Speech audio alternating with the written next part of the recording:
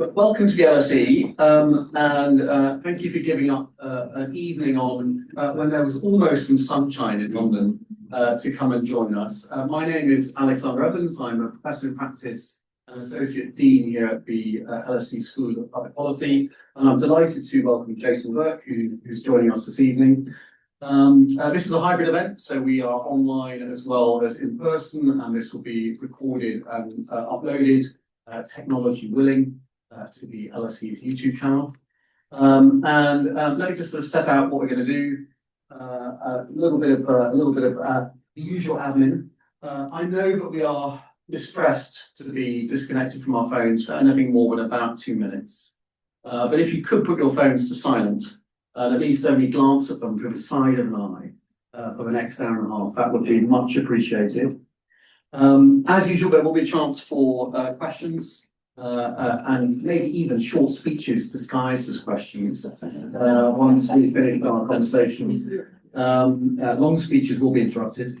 And if you're online, we very much welcome questions online. Please just submit them online, and Carolina will hopefully bring them to our attention when we get to that piece.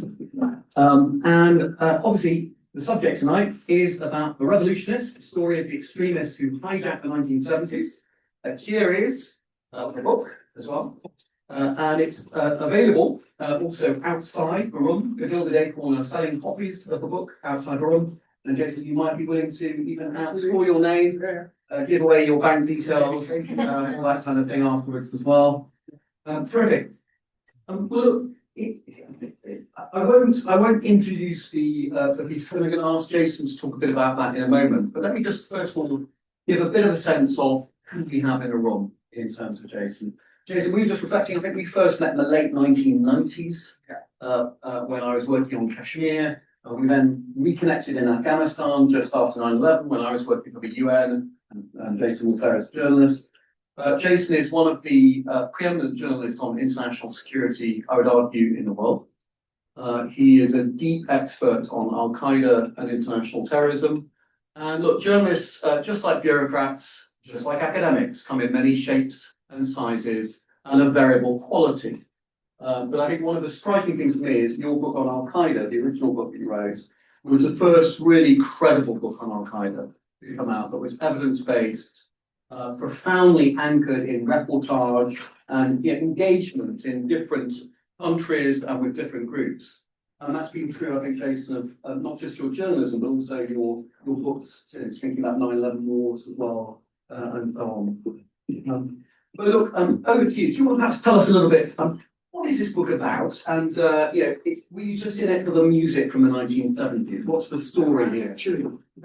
Yes, I know. No, I mean that played a part, as I can do. So, why did I end up writing a book? It's about the 60s, 70s, and early 80s, which is the period I'm talking about. And I arrived there in a slightly circuitous route. As you know, I write about current affairs. I'm a reporter, a foreign affairs reporter at The Guardian, like other people too, and primarily about the now.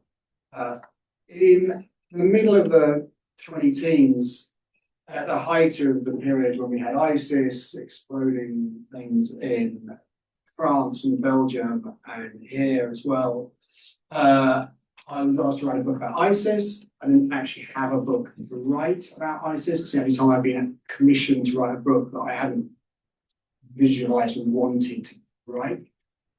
And I was trying to formulate a response to this commission. And I ended up writing what was basically a kind of important history of Islamic militancy. And it wasn't a very good book, didn't really work.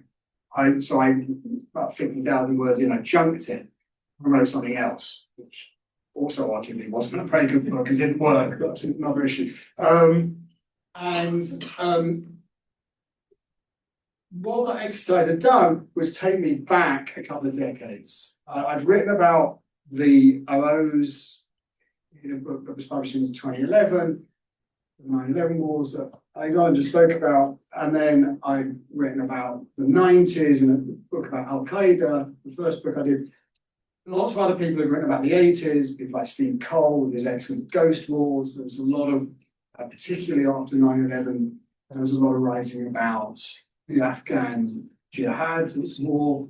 And I was thinking, well, what was happening in the 70s? And I knew what was happening in the 70s, so I thought I did to an extent, I could kind of half remember it. Or I'd watched lots of films about it.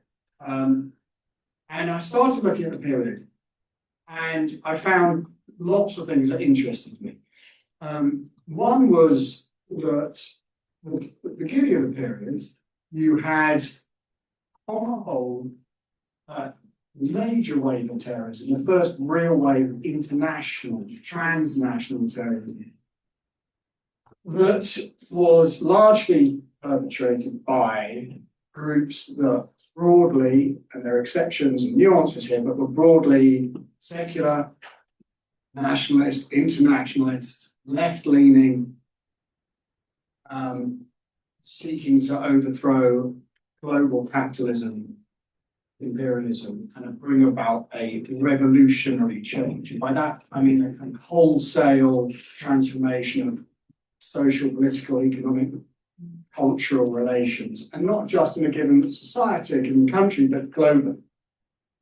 At the end of the decade, you have something very different, both in the West and in the 80s and in the Middle East by the early 80s.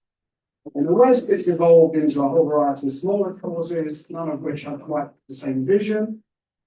You have environmentalism, you have animal liberation, the Animal Liberation Front, for example. You have a lot of identity-based issues. You have a wave, very strong, large amount of ethno-separatist, you can call it, terrorism. There's a lot of terrorism around, but it isn't the IRA, ETA, it isn't looking to create a global change. Quite local, often in its real practice, even if the rhetoric is sometimes good. And I was really interested in that change. Another thing I could see was that at the beginning of the decade, you had what a very good commentator at the time called terrorists who wanted a lot of people watching and not a lot of people dead. So you have incidents like the 1970 triple hijacking.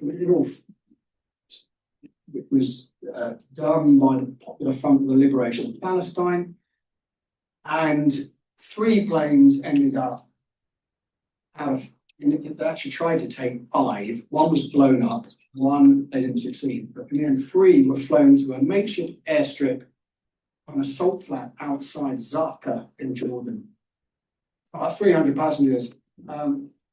The airstrip redubbed or named Revolution Airport, and these 3 planes sat there with a decreasing number of their passengers for many days while this crisis evolved. It ended with the total destruction of these planes. The PFLP were very careful to make sure that all those on the planes were removed from them before that destruction. Another incident around the same time, Layla Khaled, who went on to be and still is an icon of the Palestinian nationalist cause, was involved in the hijack of a plane, successful hijack of a plane. It was flown to Damascus, where all the passengers were carefully removed from the plane, and she handed out pamphlets, cigarettes, and boiled sweets to them, and was rather surprised at the slightly frosty response she got from them. 10 years later, 12 years later, you have massive bombs destroying embassies, American embassies in the US and other embassies actually, and you have plots to take down pretty much the entire civil infrastructure of cities in the Middle East. That is a massive shift.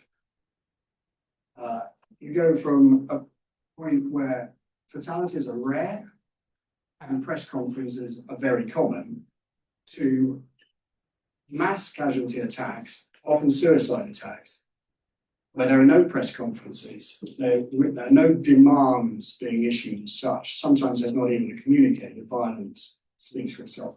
That interested me too. I wanted to know how you got from one to the other.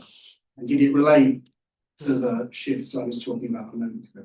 So these were all things I found in the 70s. I also found two or three other things. One were a series of events that I kind of half knew about, and we all probably half know about. So the 1972 attack on the Olympics at Munich. That has been subject to a number of films. There was one came out last year, a good film, but with one major inaccuracy I'm quite surprised to learn. There's the Spielberg film, which has got lots of inaccuracies in it, as I learned from talking to Mossad veterans and the people they were trying to kill. There's all this films about the Entebbe raid in 1976, which is when the FLP and some Germans took over, hijacked an Air France plane, flew down to Uganda, and the Israelis flew down and very famous special forces raid, freed the remaining Israeli passengers. Again, mythic and a lot of myth around it, and so on. There were these major events, the Iranian Revolution. Again, I thought I knew about, and I found as I dug into it and spoke to people who were there, spoke to some of the people who were involved, looked at the archives, found new documents, got hold of unreleased stuff, classified stuff, lots of other things, all the texts I was looking at in many, many different languages that hadn't been looked at before. I found that a lot of what I thought I knew about it was wrong. There were also the characters that I found, and the book is really about the characters because that allows me to talk about processes of radicalization, and it's also much easier for a reader. It's not dry, you've got people, and I know as journalists that you put people in. Readers understand something much better if it comes through through a character that can draw you through the book than if I'm just telling it. So there are lots of good characters, particularly with the Germans, the German Bader-Meinhof gang, other people you may have seen, heard of, again, a film about it. Incredible characters, often abhorrent in their deeds, fascinating in their psychological makeup, and just deeply interesting, trying to work out how they made decisions at any one time. Very young often. A lot of them are in their early 20s. Carlos the Jackal, who I had a weird correspondence with in his prison in France. Who I don't call Carlos the Jackal because his real name is Ilich Ramirez Sanchez. So why did he get called by his nom de guerre and nobody else does? There's, again, a big mythology built up around him, which I try and unpick. But a great character, very flamboyant, interesting glimpse of what that kind of political extremism could be. I mean, he was interested much less in Marxism. He was much more interested in the mayhem and himself, megalomania, that. But an interesting and important figure in a sense. So I found the characters, and finally, as Alex said, and I'll stop here, I found the whole 70s shtick, which was great. And facetiously, I can say it was fun with the flares and the disco balls and the planes where there was no in-flight entertainment, but alcohol was free with the kind of consequences you would imagine, and so on. I can go on about the whole sort of 70s thing, which was quite fun, and particularly in the Middle East when I started getting into the scene in Beirut, the music scene in Baghdad or Beirut. These were rabbit holes I disappeared down when I was kind of researching actually Carlos, and because he was hanging out in all these nightclubs, so I didn't want to know what they were like. So I found guidebooks and I found the playlists that would have been in these nightclubs. So that was all fun. But more seriously, it allowed me to build a kind of immersive context for the reader, which again is quite fun, I hope, but I think serves a very important purpose in that it provides the violence with a very real social and historical context. And as Alex was alluding to, a lot of my work as a reporter is doing just that. And one of the arguments that you see in the book is how, again, at the beginning of the 70s, almost all through the 70s, the view of terrorism an evolving idea actually in concept during that period. Definitions very fluid, debates at the UN, much else, an incipient field of terrorism studies, all this stuff. But it was basically seen in the 70s as a criminal problem that had root causes like any other criminal problem. By the early 80s, you have something else, a very deliberate effort to effectively cut the link between terrorism and social, historical, political context. So terrorism becomes something that can be excised, cancer, in the words of some of the proponents of these ideas, who are primarily on the right wing, and something that is either dependent on state support or is simply about bad people. And these are ideas that are introduced in the late 70s and become much more prevalent through the early 80s. So the point about the context is it is fun to have the disco balls and the cars, the little BMW, the Ford Cortinas and stuff, or whatever. But there's a purpose to it. It's not just indulgent author having fun with a bit of local colour. So those are some of the broader ideas that brought me to a very long-winded answer to write the book. Well, thank you. And obviously, look, terrorism is no laughing matter. And I think I'm conscious we have, I think, online with us, one of the people who was involved in the TWA hijack in 1985. So for those who either went through the kind of the terror of being a victim of one of those attacks, or indeed was injured or killed in one of those attacks, it's deeply consequential. Which in the book, I've been very careful to emphasise that I name victims, which often doesn't get done. And particularly with the depiction, some of the cinematic depictions of the Meinhof gang or Carlos Hijacked, or victims have come very low down the priority list, as it were. So there's that, and there's also something else I've tried to show is that a lot of, not say it explicitly, there was this idealism, and there was, in some cases, this very spurious glamour attached to some of these actors. What they actually did was squalid, sordid, often incompetent, and it caused immense suffering to very large numbers of people, directly or indirectly. And so a lot of the reviewers have noted that. And I think that there is a danger, or absolutely there's a danger that you have to be aware of if not glamorizing, then placing these figures front and center, which obscures those other figures, particularly the victims. But as you have done throughout your work, and as you and I were both doing in the 1990s, actually going to interview and listen to people who become radicalized, listening to people who, and trying to understand what their motivations are, what their radicalization pathways are, is important, right? That context matters.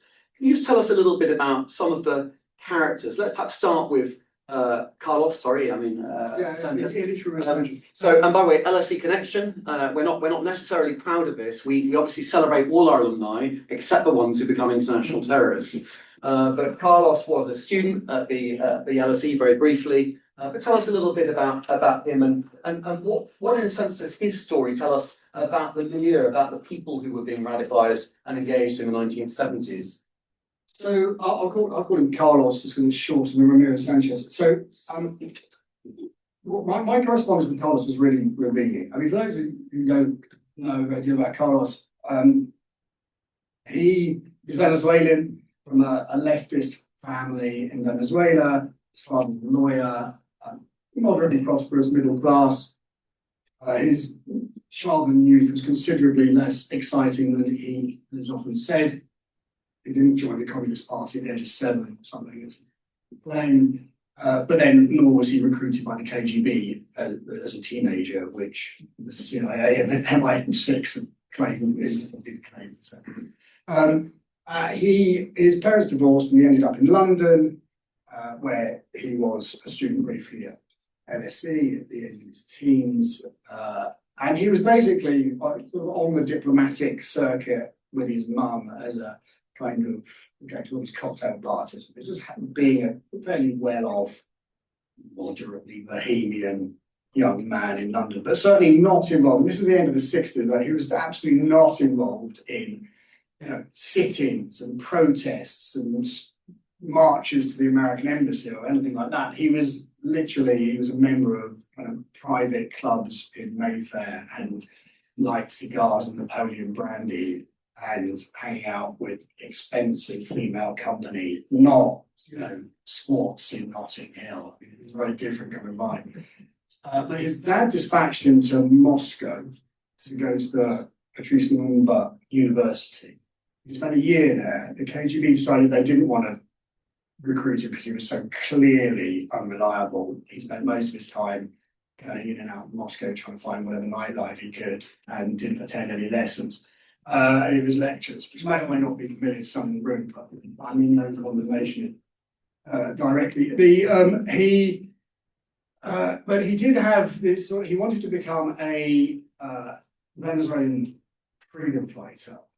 And to do so, he had connections with the Venezuelan Communist Party through his dad, and they got him an introduction to the Palestinian armed factions then in Jordan.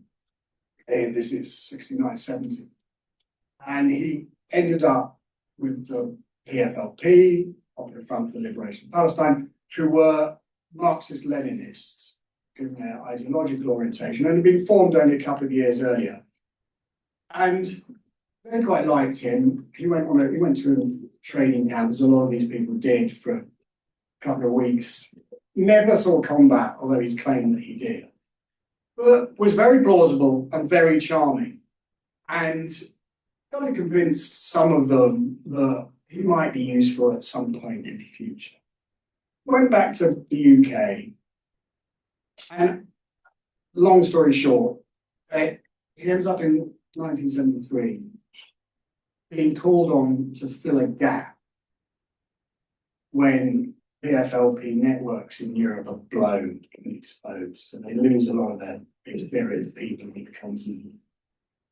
And his first job is to kill, is the idea, and assassinate the then chairman of Marks and Spencer, who is Jewish and a supporter of Israel and lives in Maida Vale. And he tries to do this, but the gun jams with his second shot. The first shot is deflected by his supposed victim's recently implanted dentures.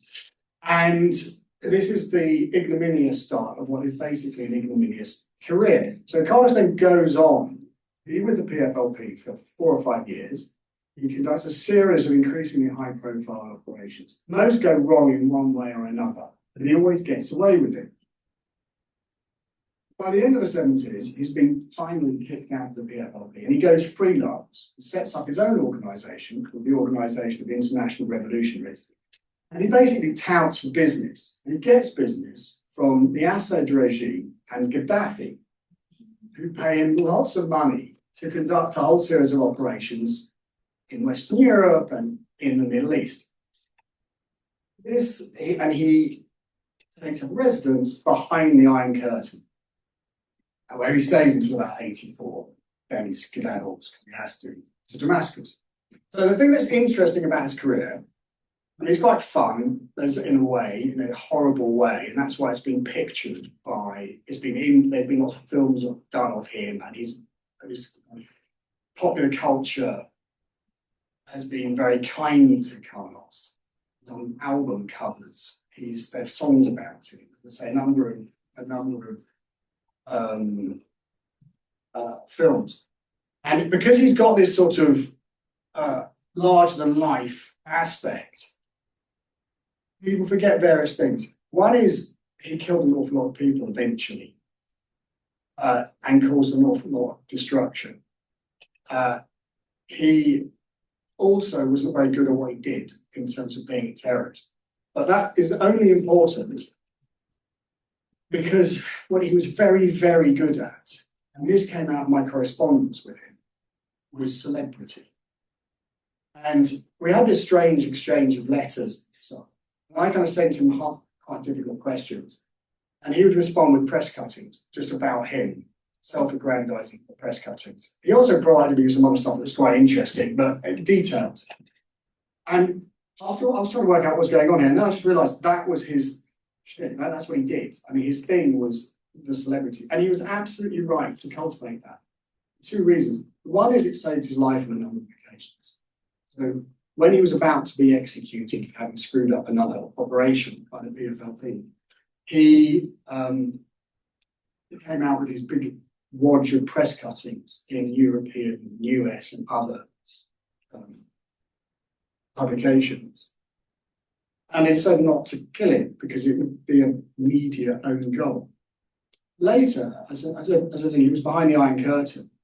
The reason he was able to stay there is because the various regimes behind the Iron Curtain, particularly the Czechs, Hungarians, less the East Germans, was because they were scared of him.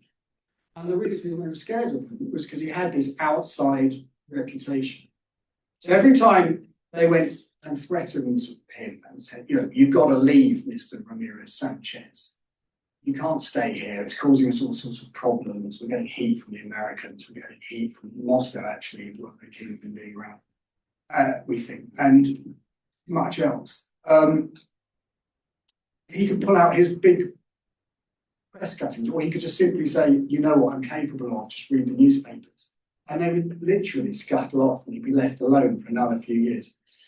And that whole story says an awful lot about terrorism, the media innovation in the 70s, which saw this explosion of other supplements and newspapers and TV, and that interaction between the message and the violence, which I thought was really important. So that's another very long answer. But I mean, the Carlos he's the myth of Carlos is much more interesting than the man, if you like. Now, you talked a little bit about, sort of external support, state support for terrorism. This is one of the kind of constant themes that occurs around the debate around terrorism in general, right? Mm. But sometimes states will make use of terrorist groups, sometimes they will directly sponsor them, sometimes it's less clear what the relationship is. In the late 1970s, the context was the Cold War. And in 1981, you and I were talking about this earlier and late last year. At the time, quite a famous book was published by a journalist called Claire Sterling, called The Terror Network. And the argument of that book was that almost all these groups, the leftist groups in Europe, but also a range of the Palestinian-related groups, were connected to Soviet support and Soviet direction. Can you tell us a little bit about, I know a chunk of your research was digging into not just talking to former members of the groups, but also talking to some of the people who have been involved in those relationships. What did you uncover?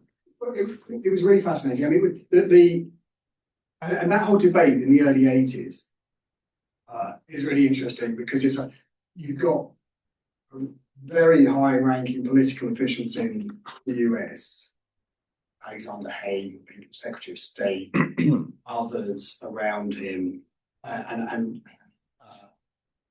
a kind of echo chamber in the media. A lot of the neocons that become much more important a decade or so later are becoming quite vocal there.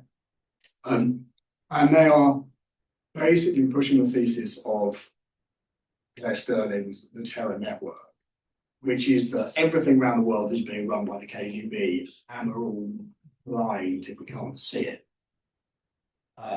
And this argument plays out within the US in a really interesting way because you have the people who actually know about it, like the CIA and other bits of the intelligence community, saying actually that's not really true. And there's this national intelligence estimate in 81, which gets very contested, where you have hawks like Bill Casey, who's at the head of the CIA, countermanding his own analysts who are telling him that the Soviet relationship with so-called terrorist groups or extremist violence is much more complicated than he and the administration are saying. So it gets super political, as all these arguments about terrorism, if I know as you will, do. What was actually happening, actually there's a rather nice moment where the CIA say, we know that some of the stuff in Claire Sterling's book is wrong because it's our own disinformation. So they spotted these references that Sterling had picked up from their own deliberate efforts to sort of smear the Soviets. And so they could say, actually, that was our operation in the early 70s, such as the KGB, CIA being KGB, Carlos being KGB. What's actually happening is really interesting. So you get this that the Soviets are, we've got, I'll just talk about the sourcing on this a bit, because it's important. So the problem we have is we don't have the Soviet archives, and we do have the Stasi archives, and we have lots of other archives, and we have lots of other people who are going to talk, and we have memoirs by people, and there were people I was interviewing in the occupied West Bank in Palestine that were talking to me about their relationships with the Soviets, with others, and the lack of direct relationships with the Soviets. So it's patchy, but there is stuff that you can find. And one thing I found there are a whole load of KGB reports on meetings between Yuri Andropov, who was the head of the KGB during much of the period, and Wadi Haddad, who was the head of the Popular Front for the Liberation of Palestine's kind of breakaway extremist faction. I'm trying not to get too involved in details, those meetings are a really good window into this relationship. Now, at several points between 1968, 1969, and the early, as far as we go, Haddad was killed in 78. In that period, the Soviets are providing some support to Haddad, some weapons, quite useful weapons, silenced handguns, for example, which are very sought after, other bits and pieces. Then they're holding back a lot. So Haddad is asking for all sorts of things, and he doesn't get them. They cooperate on a few operations. Haddad is commissioned to try and abduct a CIA station chief in Beirut, which he doesn't manage to do, but he does pick up a few informers. So there is a relationship. But at the same time, the Soviets it's quite clear from other documents I found, other testimony I got, that the Soviets are leaning quite heavily on groups like Haddad's and various other Palestinian armed factions. And the same would go also for other armed factions elsewhere in the world that only get so deeply into. They're leaning on them to hold back and to do what the KGB really want them to do. And this is the real tension, is the KGB often need these actors because they're deniable and they're quite useful. They're quite good at getting foreign military technology, for example. That's something that the KGB really want. They're quite good on intelligence, people in some useful places. On the other hand, they're completely penetrated. Everybody knows that the PFLP is full of informers.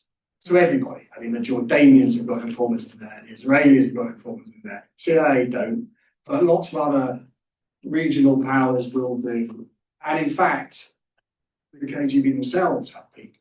So that's a complex relationship. But more complex is the much broader context, which is that the Soviets don't really like these actors very much. And Brezhnev, who's still just about alive through most of this period, actually says as much. He calls them, as Lenin would have done, adventurists, because they are trying to preempt the standard Marxist-Leninist processes of waiting until the objective conditions for revolution are present, historically present, and only then will the proletariat mobilize and, etc., etc. I mean, MSc, you all know this very well. And so the Soviet higher command, Politburo, people need them, KGB and so forth, are very conservative. And they are talking to Haddad. They call him in to Moscow. He goes and they meet in a dacha and they give him handguns that he's quite keen on, which referred to, and a few other bits and pieces, kind of sweeteners. And then they kind of lean on him pretty heavily about, can you stop doing these attacks where you kill lots of civilians or even threaten lots of civilians, because they're not killing lots of civilians, but it doesn't look good. You're certainly, the planes being hijacked, and the OPEC attack in '75 is a big one they don't like, I think, which is when Carlos, on behalf of the PFLP, abducts about, I think it's 60 oil ministers from around the world from the OPEC annual conference, ministers and their entourages, sticks them on a plane, flies into Algeria, flies into Libya, and it's a completely crazy scene.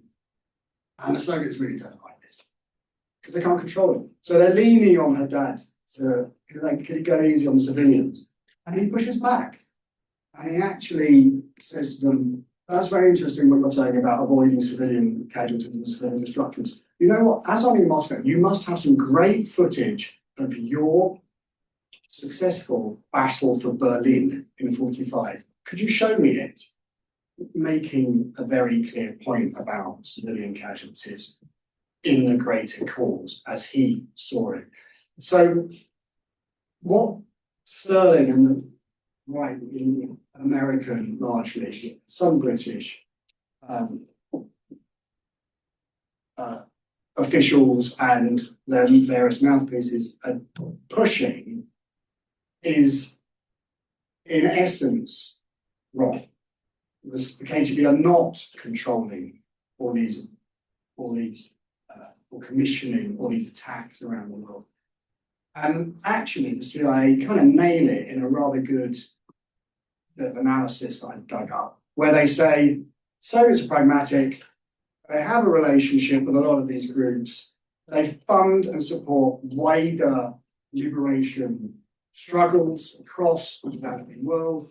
Often our interests are a target, but they have serious reservations about what we would call terrorism and terrorist actions.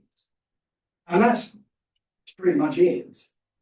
Although it isn't, what is understood over the next decade we were talking about earlier. And just, is there a lesson there? Because obviously there is still this continuing debate about state links to terrorist groups today.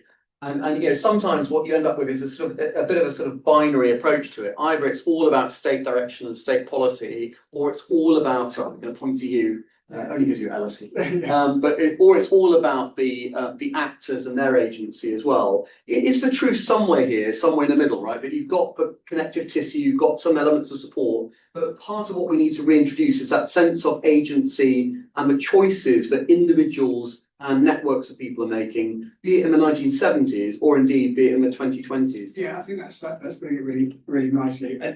What you can see is everybody trying to triangulate between all these different conflicting forces. So there's a point where Carlos wants to go to, they want to base out of Berlin. He likes Berlin. It's got much better amenities than some of the other cities behind the Iron Curtain, and he wants to go and base there. And the Stasi learn of this, as you'd imagine they would do, and they have this big discussion. And again, it's this question of, okay, do we let him come here? And then, and some of them are saying, yeah, well, he's, look at him, he's for imperialism, he's one of us. And then others are saying, yeah, but look what he's doing. I mean, it's really not what we want to be involved in. And there's a third argument that, well, if we don't let him in, he could threaten us. And another argument is he's got access to quite a lot of interesting people and stuff, actually. So maybe we could just exploit that. So from the state perspective, there's this continuing dynamic. I mean, it's political in that kind of evolving sense. But from the point of view of the actors, it's often the same. Although when we talk about the leaders of the groups, and we could get a lot of the minor Palestinian factions are basically in that period are cutouts for the Iraqis or the Syrians within the PLO. The ones and their relationships we can talk about as well there, but not really in terms of terrorism, international terrorism stuff I'm talking about. So there's definitely, it's much more nuanced, it's much more dynamic. And the other thing which I found and interested me in the book, while I was researching the book, was all these actors in the global south, particularly, who are trying also to triangulate between the Cold War powers and even regional powers. So you have Jomo Kenyatta in Kenya, who, when the Israelis come to him and say, can we do this rescue operation I was talking about earlier in 76 in Entebbe? But to do it, really, we need to have some planes of ours landing at Nairobi Air, because we need the backup if it goes wrong. We need the hospital plane there. We may need to refuel.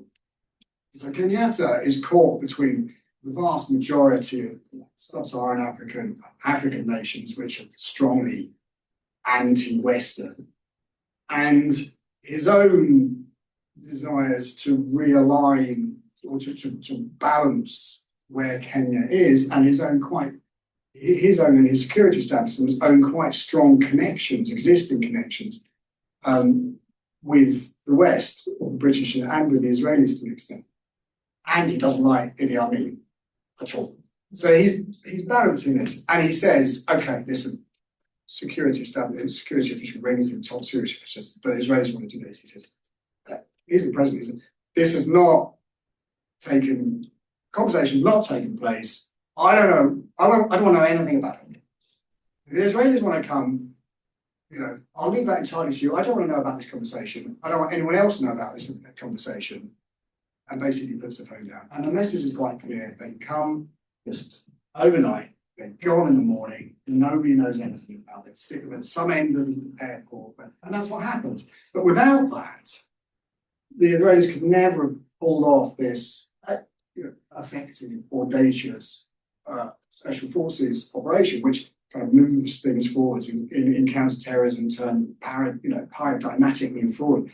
But really, the clincher, which is never said, was not a certain Benjamin Netanyahu's brother who led it and was killed there, but Cold War dynamics and Kenyatta saying, okay, I think we're just going to nudge a little bit to the pro-Western side now, as long as nobody knows. And that, I think, has been missed as well. It's particularly because this story has largely been told from a very kind of Eurocentric perspective. So there's another very good example, but in 77 with the Yemenis, and again with Barre in Somalia, who does the same thing and allows the Germans to come in. These very fine kind of balancing acts that a lot of development world, global South leaders were doing in the broader framework of the Cold War. And that has that's a missing bit of the narrative. And Jason, in some ways, that's an interesting stance of where we can sit in 2025 or 2026 when we're looking back. We can see and map some of that agency by states without just focusing on a few countries in the way that, at least traditionally, international history did do before it became much more variegated. And we sort of thought, okay, what is this perspective from Yemen or from Baghdad or from Paris or elsewhere? And I just asked one thing. We talked a little bit about the agency of states choosing to support, not support, balance, maybe give a bit of money, but also see things as threat. Let's focus in on the characters again. I mean, one of the mysteries of terrorism and radicalization is, why do people radicalize? Can you talk a little bit about perhaps two communities that are connected, I think, in your work, but are also discrete? You had a community of kind of left-wing nationalists who radicalized, but you also had a community of people who were, proto-Islamists, as it were, as well. Can you just talk about, and it seems that they were more globalized than one might think, given it was the 1970s, right? We don't think of the 1970s as necessarily an era of that globalization, but it was both for terrorism and indeed the networks and the individuals involved in it, more of a signal of early globalization than we might think. Absolutely. I think just the term globalization was found coined by inevitably the New York Times in '74.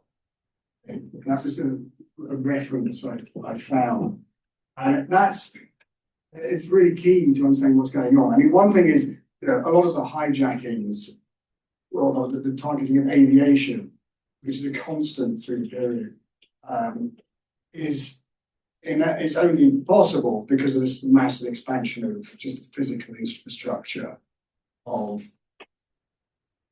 air transport. And there's that. There's also the communications in terms of the media, which is, in that period, you see the shift from films being, so I was talking about the 1970 incident where there were three hijacked planes that were blown up deliberately for the cameras. The footage of that was literally carried to Amman, put on a plane to Cyprus, put on another plane to Rome, put on another plane to London, edited in London, broadcast, but also sent off to East Coast US, and it's like physically carried. 2 years later, you have what's happening at Munich is broadcast live. So there's a massive change in telecommunications. There are lots of other examples in terms of that sort of globalization.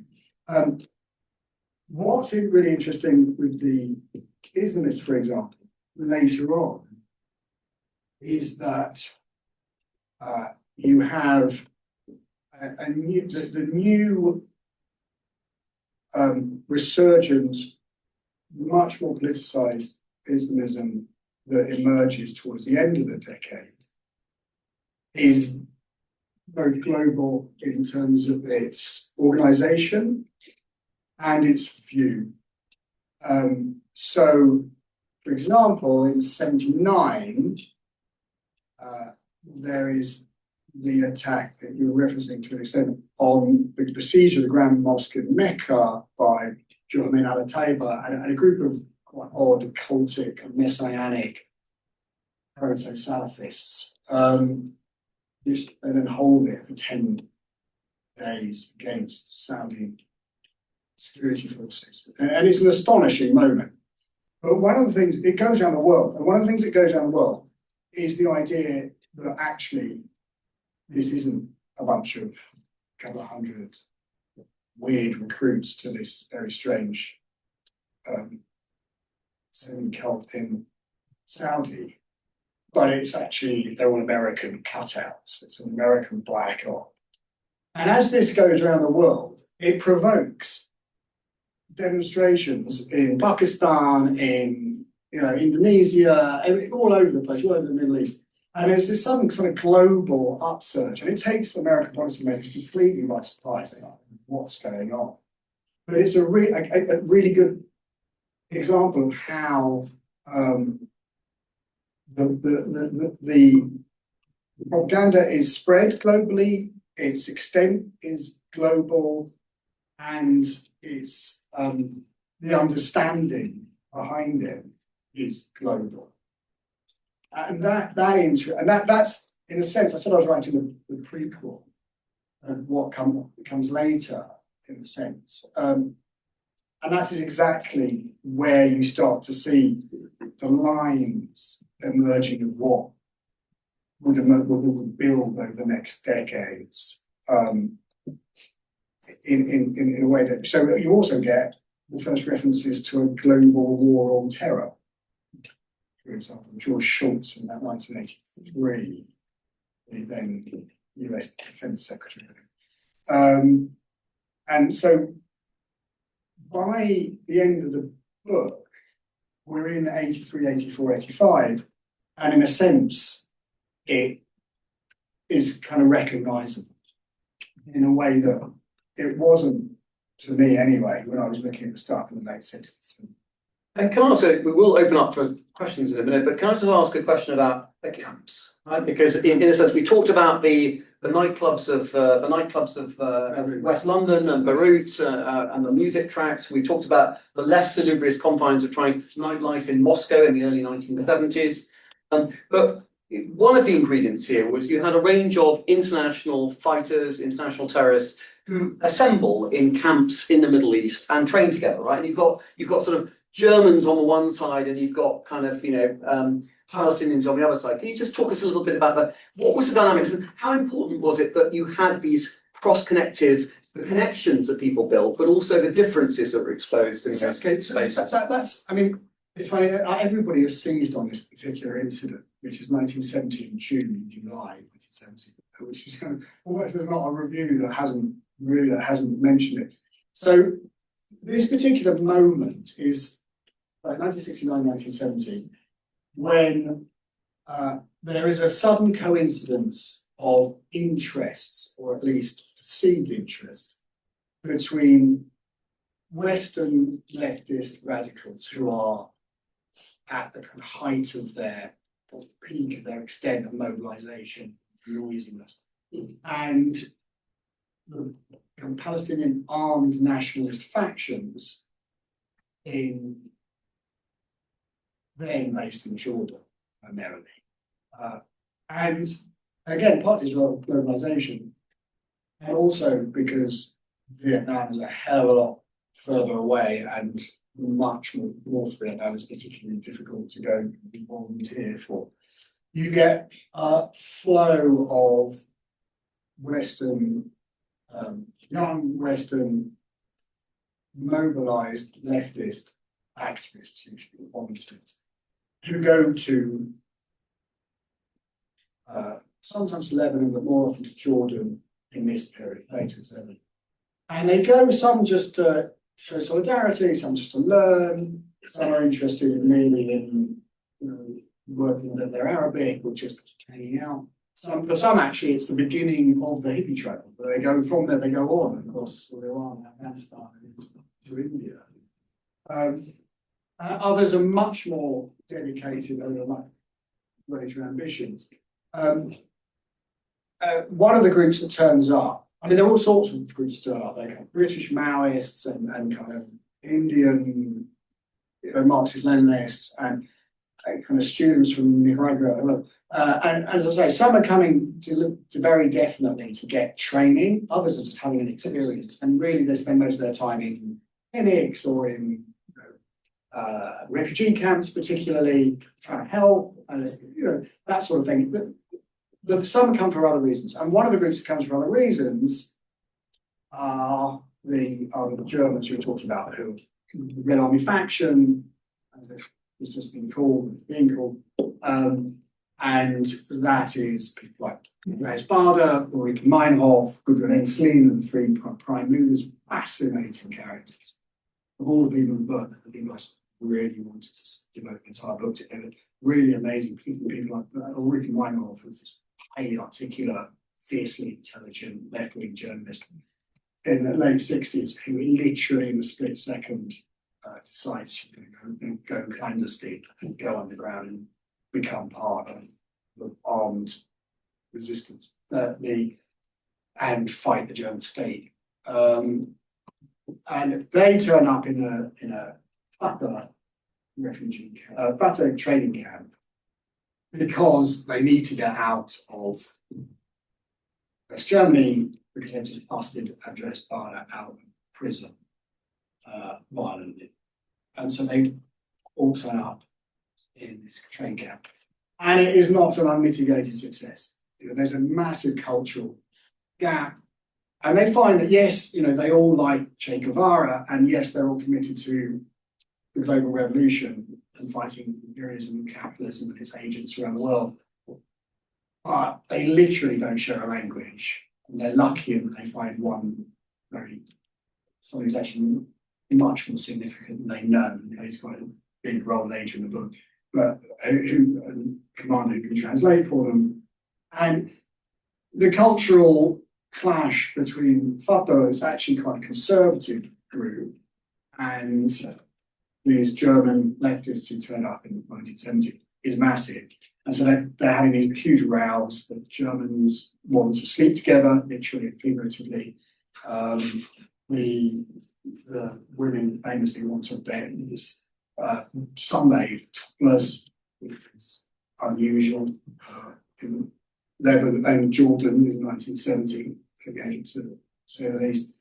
And it just doesn't work. And it's quite comic in its sense, in a very dark way. But what it does speak to is that really this was not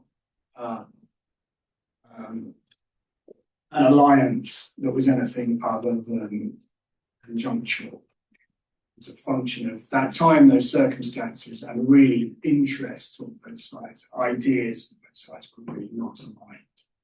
And there are subsequent efforts at cooperation and collaboration between some of the leftist groups in Europe and some of the Palestinian groups, and they don't end very well. Perfect. Well, look, thank you very much for this. Let's open it up in a room. Please put your hand up and introduce yourself if you wish to. Who would like to ask a question in the room? Excellent. I'm seeing a range of hands go up. I'm going to come to the gentleman at the back there first, and then I'll come to you. First, thank you for a very riveting expose of this very interesting period. I was only 16 when all this was happening, but I kind of remember some of the names. Having grown up in Iran, I would be very curious to know the relationship between some of these extremist groups with the revolutionary movement in Paris around Khomeini. Sure. And also any connections in terms of were they interfering inside Iran during the Shah's time or not? So that's a little bit more around that sort of area. Thank you very much, because there were 5 chapters on the Iranian Revolution in it. And, and primarily, one of the big things I look at is the Iranian left in the 70s, particularly the Fedayeen Khalq, but also the Mujahideen Khalq, and lots of people you'll be familiar with. Ali Shariati gets many pages and others really interesting things. So yeah, absolutely, that's a brilliant question, and it speaks to something that I'm very interested in, which is 2 things. One was how the role of the Iranian left in the revolution has been completely occulted. I mean, we just don't hear about it, the sort of binary idea that it was the clerics versus the Shah, whereas actually a lot of the heavy lifting was done by the left throughout that period, and the Fedayeen Khalq particularly paid a very high price. That's the Shah was talking about the 2 main opposition movements being the red and the black being the clerics, the red being the left, who he saw as a greater threat. The communists, I mean, you know all this, but the communists were wiped out basically. The Fedayeen Khalq, who were Marxist-Leninist, but new left, were also eventually wiped out, which left a huge gap, a vacuum, when 78, 79 came around and the revolution actually happened, which meant that the clerics, the radical clerics, were in a much stronger position than they would otherwise have been. So that there's a lot of that. I'm really interested in how much Khomeini borrowed. I mean, this is going Ervan Abrahamian, you'll know, but brilliant scholar. But how much Khomeini borrowed from the left. And not just Khomeini, actually, many of the Islamists, Sunni side, Shias, all were deeply influenced by leftist radicalism. And why wouldn't they be? In the 70s, I mean, they were looking around and they were looking at what was happening in Vietnam. They knew about it. We were talking about globalization. But, what was happening in Algeria, particularly, was a big inspiration. And a lot of the language of the left and of the anti-colonial struggles in the 50s and the 60s is brought into Islamist ideologies and Islamist sort of lexicon. So Khomeini starts to talk about revolution in a completely new way. He starts using kind of Marxist neologisms in Farsi for class. There's a brilliant example of how Ali Shariati actually is a key radical Iranian thinker who tries to fuse Marxism with Shia traditions of protest and social justice. He is a student in Paris in the 60s, and he translates Frantz Fanon, who I really don't need to introduce him. He takes The Wretched of the Earth and translates it into Farsi, and the word he uses for wretched is then picked up by Khomeini, and who deploys it himself in his own speeches, and is now a current word, very current for Hezbollah and for the regime. So I mean, they're very clear, and when they take power, and I suppose lots of people in talk about this. So the left post-revolution look at Khomeini, and they have this debate: do we support him? Do we collaborate? Do we cooperate? Where do we position ourselves? And the argument is twofold. He is anti-imperialist, he is anti-Zionist, he is anti-capitalist. He wasn't actually, but that's the view. So we'll support him. He's currently backed by the masses, so we'll support him. But Marxist-Leninist dialectics tell us that this cannot last, and very soon this reactionary regime will be swept away by the true revolution, true uprising of the proletariat, and will come to power, or the proletariat will come to power. And they believe this. And for 3 years, they stand there watching as successive bits of the opposition, the liberals, the nationalists, the women, pretty much everybody gets cut off at the knees. And then the Fedai Nechal, finally the regime comes for the communists. And at that point they go, oh, we got this badly wrong. And they all flee. And that's basically the kind of end of the left in Iran. So yeah, I mean, it's a brilliant question. But just to speak to the broader issue of this, why it's so interesting to me is this point that you have the Shah has this opposition. He has the left. The left are asking for what? Social justice, freedom of expression, a socialist utopia to an extent, but wide-scale reforms and all the rest of it, particularly freedom.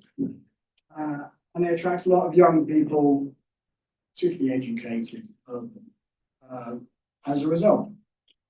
They're all killed or incarcerated or flee, and it leaves a huge gap. So what do you get? You get other people who are calling for more or less the same things, but with a different ideological framework and a different vocabulary. And that, in a sense, is the lesson of the book. I mean, if you don't redress the grievances to some extent, or at least address them, you can kill your way out of the problem, coerce your way out of the problem, but you're going to get another problem. Look, and just to think about the Battle of Algiers, when I was working in Kashmir in the early 1990s, one of the militant leaders I was interviewing there was talking about the way in which that film had influenced him.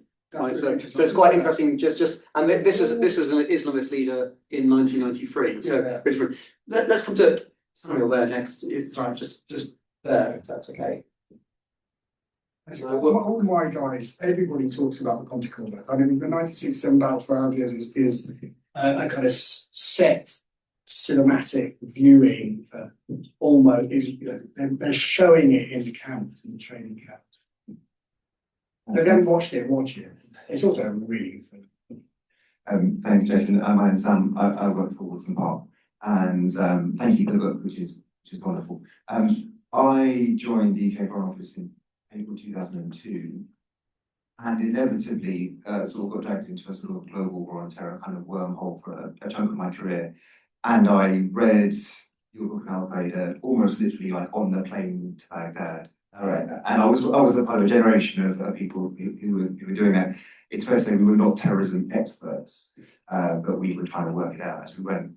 It strikes me that had we been terrorism experts and we'd had this book and we'd seen the connecting threads of terrorism, violent extremism as adventurists, as people who, by definition, had not successfully rallied the masses behind them, but were outliers and minority voices. And if we continue to conceptualize them as these kind of minority fringe figures, maybe you wouldn't have had this global war on terror, which viewed it as a civilizational battle. I just wondered what you think about that. Where did the West's attitude to terrorism switch from being this kind of nuisance thing that you want to keep people at arm's length to this thing which would consume your entire government's foreign policy for decades? In the early 80s. In the early 80s, really.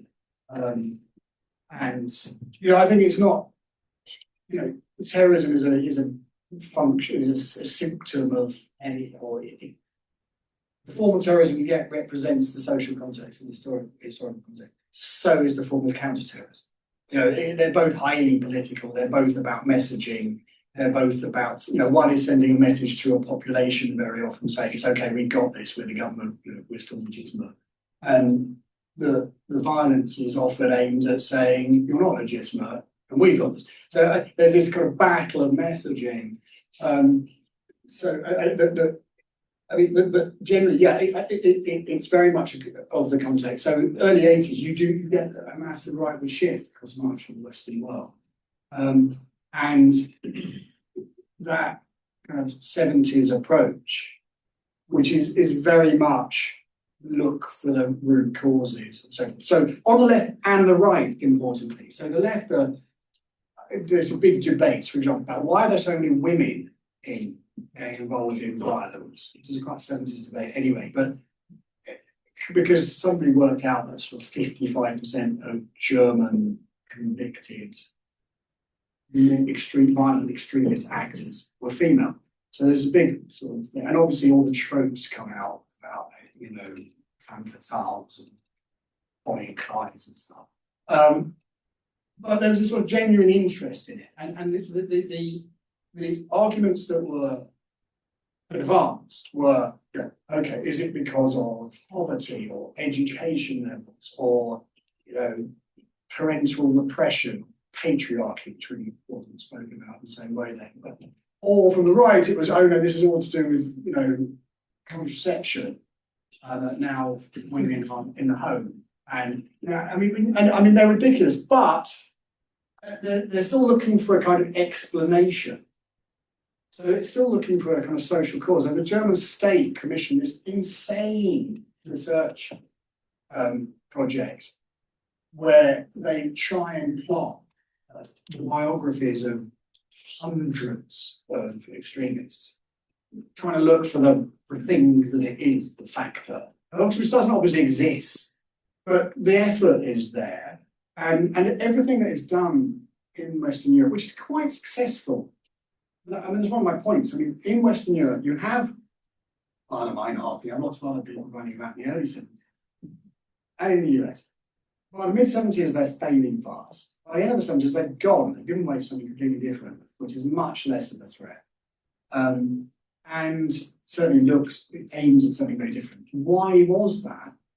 Because the broader protesting of the late 60s got a lot of what it wanted. Not in economic terms, but in social, cultural, political terms, it does. You get lower voting ages, you get more funding for further education, you get a dismantling of hierarchies that have been sitting around since the 50s and completely outdated, you get better reproductive rights for women, you get a whole series of changes, legislative changes in that period, and an awareness that the younger generations, those who are basically on the streets, have a point and something needs to be done. And it's kind of processed by democracies in the West. And it broadly within the bounds of constitutional legality. In Germany it's a bit hit on this, but generally speaking. And you move into something else, which actually is, I wouldn't say more benign, but it's certainly less widespread and certainly more manageable. In the Middle East, there is none of that. Whether it's on the issues of Palestine, whether it's on broader grievances, whatever, the regimes in the Middle East provide nothing. And they just exterminate or repress the left and those associated with them. Iraq's a very good example of this. Saddam just destroys the left. And then very quickly, almost the same people, same demographic, turn to Dawa and Islamism, and he destroys them as well.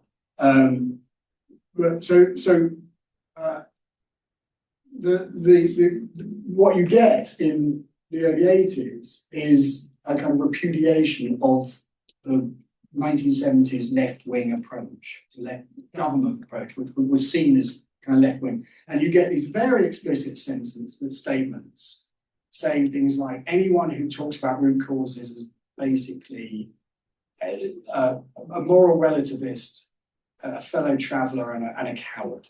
I mean, it's kind of in black and white. And it's all about moral clarity, and it's about, you know, cutting out the cancer of terrorism, and that those who commit terrorism are either misled, mad, or bad. Not that they have, you know, whatever, an ideology that they believe in, or they are very angry about something and making some very bad choices about how to express it. Or that they're the extremist, violent fringe, criminal fringe of a much broader movement, some of whose members have some quite reasonable views, or at least some quite reasonable views. And that pivot happens in the 80s, and it is often, this is really interesting, you get, I mean, it was one of these big conferences where that's discussed, where the statement I just quoted about moral relativism was made, is H.W. Bush, George Bush, not actually, George Bush, and, you know, others around him in the American Republican kind of zone, and some of the Brits and some conservative commentators, and the Israelis, hawkish Israelis like Netanyahu, hardline revisionist end of the Israelis. And that discourse, that narrative, just becomes more and, you know, stronger and stronger through the 80s and the 90s, and takes us up to 2002. Well, dare I say it, Jason, you can also presumably have a perspective here which is sort of robust about counterterrorism, but also robust about trying to properly understand the causes and drivers. So it's not necessarily, again, an either or, right, in terms of framing. No line enemy. I mean, you know, it seems to be self-evident. I say in the introduction of the book, I mean, there's lots of people who are either glamorizing them, or, you know, why do you spend so much time explaining violence? I spent my whole career explaining violence because I've seen it, I've seen what it does.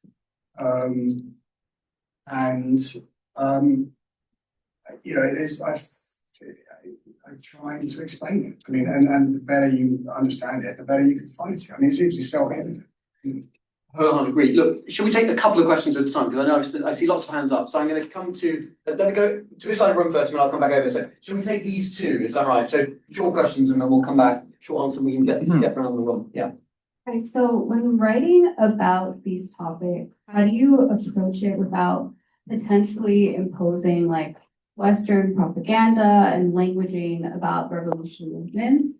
Specifically, the way that governments recently have like criminalized Palestinian protesters as part of like the larger like terrorist movement, but say not giving that same like energy towards like the IDF or other military groups.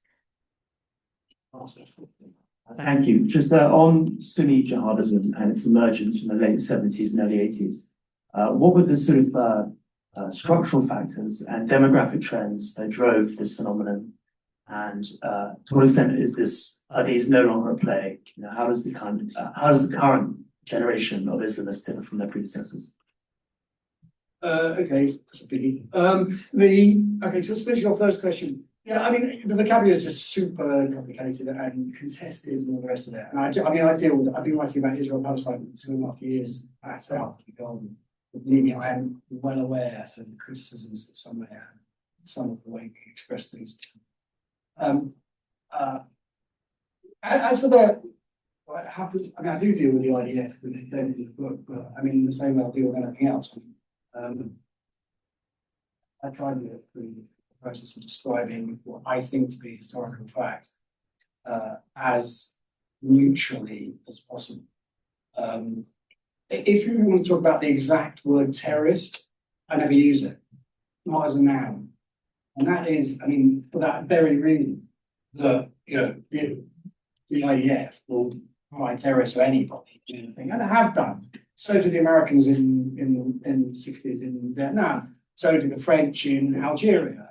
You know, I mean, it's a classic and a governmental response to dissident label them terrorists.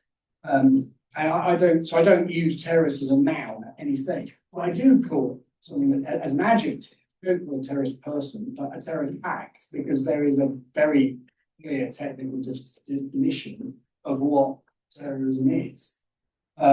So if there is a hijacking of a plane, which is clearly designed to intimidate civilians in order to advance their social political views around the cause, that is a terrorist act. We can argue about the normative elements, but technically that definition holds. Where I have a problem is if someone describes the people doing as terrorists. That is slightly incoherent as a position, I will freely admit.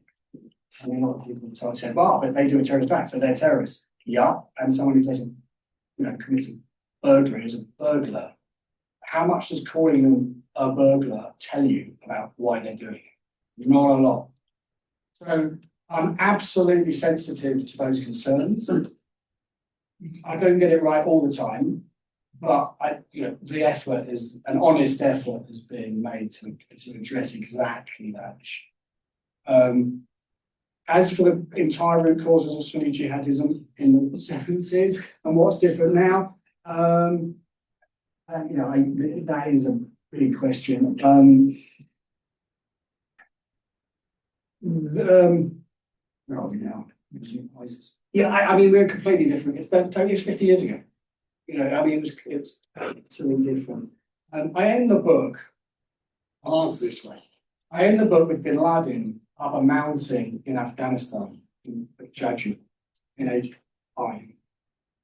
And at that point, he is about to get involved with funding the Maktab al-Khidmat, which became the framework for Al-Qaeda. And Abdullah Azzam, his mentor and a major extremist scholar and mainstream scholar, freedom scholar, Sunni scholar, is about to publish a fatwa, a very famous Burke opinion, which is globalizing the jihad and calling on all Muslims everywhere to defend Afghanistan, irrespective of the views of their parents, their sovereign, anyone. And that is a starting point for what comes later. It doesn't answer your question, but if you read the book, you'll see why I end there.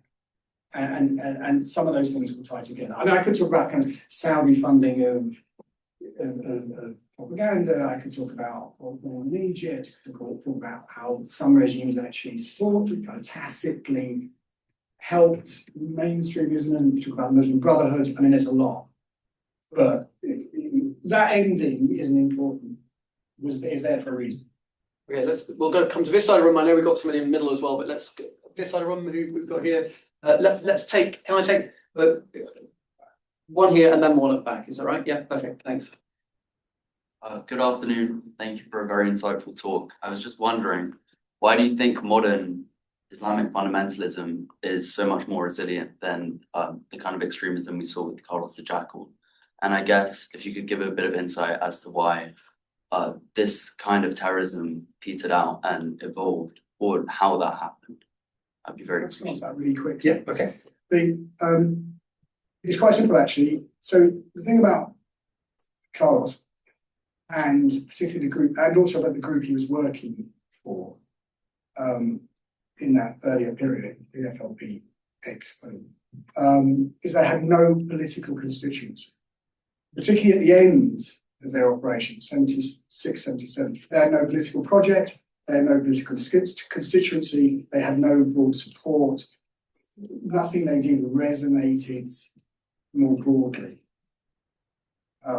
And so it was bound to fall away, because without that broader support and broader sympathy, they could never operate on any kind of mass scale. So they became what they became, which was basically a small outfit, pretty mercenary, that was most interested in funding themselves and freeing their own prisoners. And any broader political project was secondary, tertiary. And that is also why the leftists in the West faded because for exactly the same reason. So a quick example there, Ulrike Meinhof, who I mentioned before, spent 2 years underground on the run from the West German authorities, was involved in a number of attacks, some lethal. She was eventually betrayed by a left-wing teacher who was supposed to look after her for the night, give her a kind of safe house for a night. And he had been so disturbed by the violence over the previous 18 months that he rang the police. And that's what does the terrorist organisations to put it in its. Sorry, the question was. Thank you again. I know. Thank you. Thank you. My name is Cav Colcrans. I've spent about 20 years as an amateur looking at the links between crime and cold cases and terrorism. Now, each time I hear an expert speak, it's an absolute privilege because you fill in all the details and the gaps that kind of form the sort of picture that I've been sort of building. What I feel like we're living in and moving into now is formulaic terror, where basically you've got a recipe, you've got an ideology, you've got finance, you've got the ability to control people's minds, you've got a trigger, and you're building your proxies and scapegoats so that you then can outrun the investigation agencies. We now have an infinite number of possibilities because we've got social media, we've got digital means of communication. IDs are completely transferable. We've got cosmetic surgery, we've got all of those things. So actually investigation agencies, I feel personally, are about 10, 15 years behind the trajectory that the terrorism curve's running at. And ultimately, what I see is terrorism as illegitimate violence, whereas what governments have is a monopoly over legitimate violence. And that's where the tension between left and right comes in. But we are now superseding that, I feel, with whoever is the pivot now between the state and the violent perpetrators now has the ultimate control. And they are the ultimate puppeteers, but they don't have to commit any acts of terror or violence. They only need to play the two sides off each other.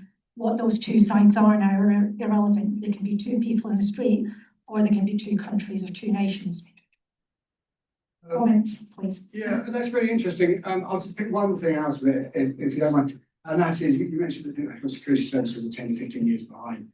I think they always are, with all due respect, from being involved in it professionally. But I think that's the nature of the beast. Those using illegitimate violence, as you rightly put it, are much more agile. So, I'll give you a couple of examples. The whole of that early period I'm looking at, 69, 70, 71, 72, that new world of aviation, which was a sort of new strategic terrain. The Wadi Haddad, the leader of the BFLP, who I mentioned, understood it. And he talked about the guerrilla struggle going from the jungles to the skies, like the Guevara style jungle struggle, like the VC, the Viet Cong and so forth. He could see it. He said, in the sky. We can do this, but in the skies. The government and the media, Western media and so forth, just didn't even have a vocabulary to describe these people, let alone the legislation or the ability to counter them physically, as it were. So there was that. And you're absolutely right. You mentioned IDs and biometrics and stuff. One of the things that was, I mean, the part of another country, obviously, but one of the things that really struck me was, for example, when the Germans went underground, they just burnt their ID if they had any. They avoided checks. They just used everything, just used cash. They got some support. They got support, again, support, but the support from sympathisers who provide a safe house or get them some food, give them a bit of money.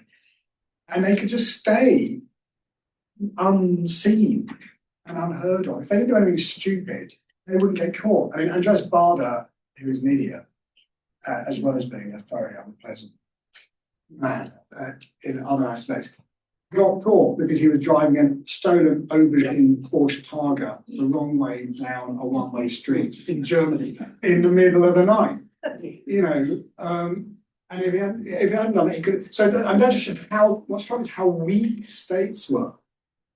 In that, Carlos Jackal, in which Ramiro Sanchez crossed borders by moving faster than anybody could fax his supposed photo fit likeness, which obviously looked nothing like him, but was the best technology they had. Or even if they had a picture of him, he would just wear dark glasses, a blazer, and some kind of chinos or something, carry a copy of the International Herald Tribune and say he was a businessman. He is white. Got his nice clothes on. No one stopped him. They didn't think he looked like an Arab terrorist or a PFLP terrorist in their view. And so he just walked through borders. So the state then was actually pretty weak, but by the end of the decade, it had recovered, and they had recovered and were much more capable. And there's a kind of I just said there's a dialectic. You may well be right. We're in one of those at the moment where the states are much weaker. But there's no reason to believe it won't the cycle won't cycle. And just as an aside, one of the things I teach as a case study here in the graduate school at LSE is teaching aviation security and how it emerged. And actually, that coordination, even around ICAO in Canada, was quite significant and reasonably swift. So sort of The best example of that is there's this letter to the Times I found from about 1970, where it says, some people are suggesting that passengers open their bags and get everything out and show it to security guards. But no one will ever do that. That will never work. and then well, look, I'm conscious we've got 2 minutes left. I know we've got a very patient hand up here, and I know there was another hand somewhere down here as well. So let's take these two, if that's right. So just over there first, and then who else had their hand up over here? All right. Does anybody else want to come in? Okay, and then perhaps to the gentleman there in the blue shirt, and then we'll stop. Yeah. Thank you for the opportunity. Thank you for the sober, unglamorous analysis of terrorism in the 70s represented. I was at Queen Mary and 68 here in the riots in Paris in June as well, for the fun of it, not for the politics. In 70, I took a job as a PR officer for the Bureau Report job. In the end, I was involved on the losing side of the revolution. My conjectural question to you, leaving aside all the intestines of what has been discussed around it, is if the Shah hadn't bungled and succeeded in wiping out the opposition, would Islamic terrorism be where it is today? Would Afghanistan and Taliban have risen, etc., etc.? Thank you. And then can we pass the mic on to let's take to the gentleman in the blue shirt, and then Jason, back to you very briefly. Hi, thank you. Nigel Holmes from the Foreign Office. Sam asked a sort of question I was going to about excision. I think it's really interesting to look forwards and think about how counterterrorism has changed because of the excision of terrorism from the social context that you talked about. I wanted to throw in, you were talking about changes and why this died away. I was wondering about ideology, and it's something that gets talked about a lot. You didn't dwell on it a huge amount.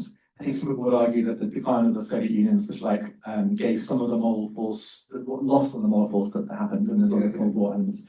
I'd be interested in general, at the time, now we have lots of discourse about Islam and such like. What was the discourse from the States, the US, the UK, others, in terms of were they trying to think about some inherent badness in the kind of Marxist-Leninist Soviet narratives that people are picking up on, just like you have now when people are thinking about elements of Islamism and trying to actually counter Islamism as a concept itself? Was that around at that time? And if so, could you separate it out from the Cold War kind of context? I hope that's clear. Alexander's volumes of ears, which is good. They're too fine. No, it is. I'll go. It's kind of clear. I think that the ideology of why did you on it is because I'm very much on the kind of this is the Islamization of radicalism rather than the radicalization of Islamism side. For those who follow the Olivier Watt versus Jules people debate. But my point about the ideology is simply that if you don't change, you can just eliminate a bunch of people, one movement, if you don't change the roots, then you get another ideology. It's not that we'll get the same people coming back. We're involved with but the ideologies, to me, yeah, the ideology is secondary. Give us that number. The answer, I think, if I can flip the question a bit about I think the 89.8 is, classic historian's answer. That's out of my period. That's too late by 5 years. So That's the next book. That's the next book, yeah. So I got to 83, 84, and the beginnings of the kind of wobble. But the biggest influence there, actually, in terms of for the leftists, was the Chinese US rapprochement, which absolutely kind of caused a massive problem for these left, the Maoists and so forth in Europe at the time. So that's come more in it. As to your question, sir, and it'd be great if we could talk to you afterwards about your own involvement, because it sounds fascinating. Look, my book's about revolutionists, and the name is it's various reasons for there, but a revolutionist is a word from the 19th century, which is someone who is professionally a revolution. It goes about creating, fomenting, organizing revolutions. The one revolution in my book over the 15 years of all these 700 pages of charting out all these various individuals involved in revolutionary violence, the one revolution that worked was in Iran. That makes it very significant. And it's undeniable that the success of what became an Islamist regime in Tehran provided the proof of concept to others around the Middle East and beyond. Do I think that without it there would have been no Taliban or no further development of radicalism? No. Not least because Sayyid Qutb was hanged in 66. Hassan al-Banna formed the Muslim Brotherhood in 1928. The Sunni, what was becoming Sunni jihadism, was well advanced even before the Iranian Revolution. You had a lot going on in Egypt. In 79, you had the seizure of the mosque in Mecca. 81, you have the killing of the assassination of Sadat by Sunni militants in Egypt. So significant, definitely a kind of sole attributionary cause, or whatever the word is. I don't think so. But it's a very interesting question. So thanks for asking. Well, thank you very much. We've reached our allotted time. Look, the LSE motto is to know the causes of things, and I think one of the things that I really respect Jason for in journalism and writing is to delve deeply into causes, people, stories. Recommend the book. But thank you all for coming this evening. Jason, thank you for your time. Thank you.